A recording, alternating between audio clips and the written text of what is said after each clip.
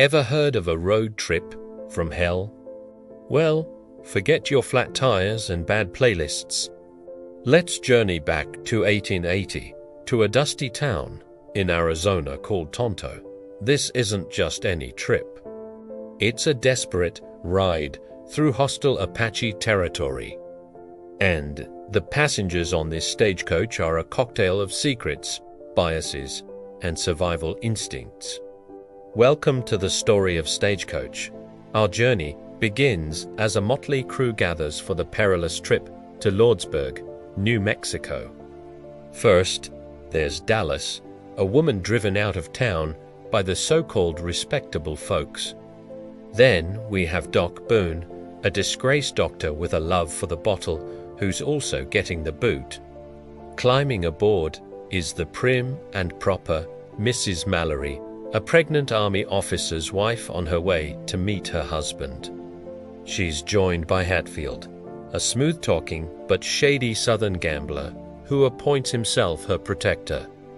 Next, we have Mr. Peacock, a timid whiskey salesman who looks like he's never seen a day of trouble in his life.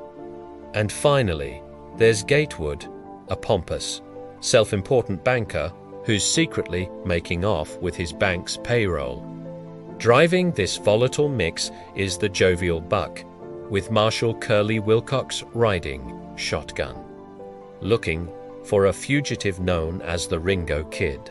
The stage is set, the passengers are seated, and the horses lurch forward. But they don't get far before they're stopped. A lone rider appears, rifle in hand. It's him, the Ringo Kid. His horse has gone lame, and he flags down the coach, hoping for a ride. Marshal Wilcox has no choice but to arrest him. Ringo, an outlaw seeking revenge on the men who murdered his father, and Brother the Plumber Brothers is now a prisoner on board. A sick line, his eyes-dalling connection forms between the two outcasts. The air inside the coach is thick with tension. Mrs. Mallory looks down her nose at Dallas and Doc Boone, refusing to even sit near them. Gatewood complains endlessly, demanding special treatment, while Hatfield tries to impress Mrs. Mallory with his southern charm.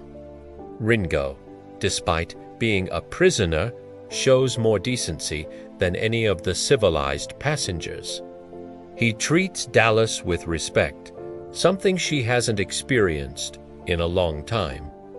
He shares his water with her and offers a kind word, seeing the person behind the reputation. Doc Boone, meanwhile, keeps nipping at Mr. Peacock's sample case of whiskey, much to the little salesman's dismay. Each stop along the way only heightens the drama. At the first way station, they learn that the Apache leader, Geronimo, is on the warpath. The cavalry escort they were promised is gone, recalled to the main fort. They have a choice: turn back to Tonto or push forward, unprotected, through the heart of the danger zone. Gatewood, desperate to escape with his stolen money, bullies the group into continuing. The others, each with their own urgent reason to reach Lordsburg, reluctantly agree. The decision hangs heavy in the air. They are now truly on their own. As they travel deeper into the desolate landscape, the passengers' true colors begin to show. The carefully constructed social barriers start to crack. During a stop at another station, run by a man named Chris and his Apache wife, Yakima, Mrs. Mallory suddenly goes into labor. The station is in a panic. Yakima has run off, scared of the conflict with her own people. The only doctor available is Doc Boone, who is hopelessly drunk. Dallas, seeing Mrs. Mallory's distress, steps up. She sobers Doc Boone up with black coffee and helps him deliver the baby. In this moment of crisis, the scorned woman becomes a savior and the drunk doctor becomes a hero. The experience forges a bond of shared humanity, chipping away at Mrs. Mallory's prejudice, she looks at Dallas with new eyes filled with gratitude. But the peace is short-lived. Just as they start to feel a sense of unity, the sound they've all been dreading echoes through the canyons, the chilling cry of Apache warriors. Suddenly, they are surrounded. Arrows fly, and the chase is on. Buck whips the horses into a frenzy, driving the stagecoach at a breakneck speed across the salt flats. Ringo, freed by the marshal to help defend the coach, climbs onto the roof, firing his rifle with deadly accuracy. Mr. Peacock is wounded by an arrow, and Hatfield, in a moment of twisted chivalry, prepares to shoot Mrs. Mallory to save her from capture, whispering that it's the last service he can perform for her. But just as he raises his pistol, an Apache bullet strikes him down. He's dead.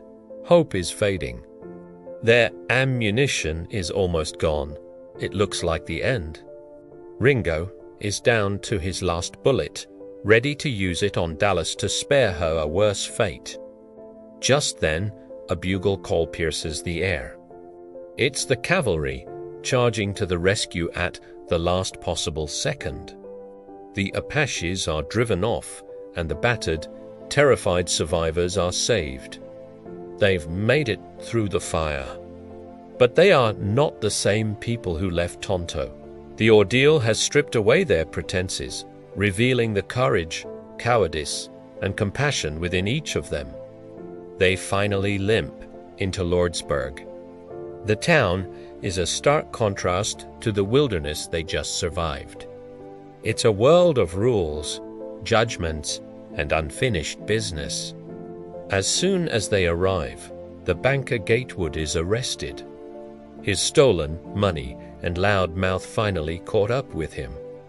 Meanwhile, Mrs. Mallory, holding her newborn daughter, learns that her husband was wounded in the very battle that called the cavalry away. Her journey is far from over. For Ringo, the final confrontation awaits. Marshal Wilcox, bearing him a chance, he hands Ringo his rifle and 3 bullets, allowing him to walk into town to face the Plummer brothers alone. Dallas, terrified of losing him, begs him not to go. She offers to go with him to his ranch in Mexico, a place where they can be free. Touched by her love, Ringo promises to return for her. He walks down the dark street to face his destiny. Shots ring out. The town holds its breath. Then, a figure emerges from the saloon. It's Ringo. He has won. He has avenged his family. Idudon to Dallas. They embrace, ready to start their new life. But he's still a prisoner. Marshal Wilcox and Doc Boone watch from a distance. In a final act of kindness and justice, the marshal tells Ringo and Dallas to get in the buggy. He fires his gun into the air, shouting that they're making a run for it, and tells the driver to let them go. He and Doc Boone watch as the buggy carrying the 2 outcasts rides off toward the border, toward a new life on Ringo's ranch.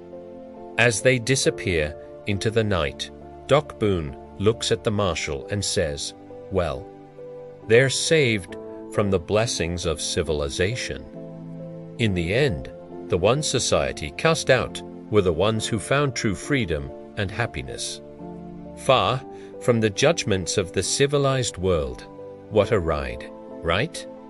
This classic story shows us that true character isn't about social status or reputation, it's about how you act when everything is on the line. Thanks for watching this deep dive into one of the greatest westerns ever made.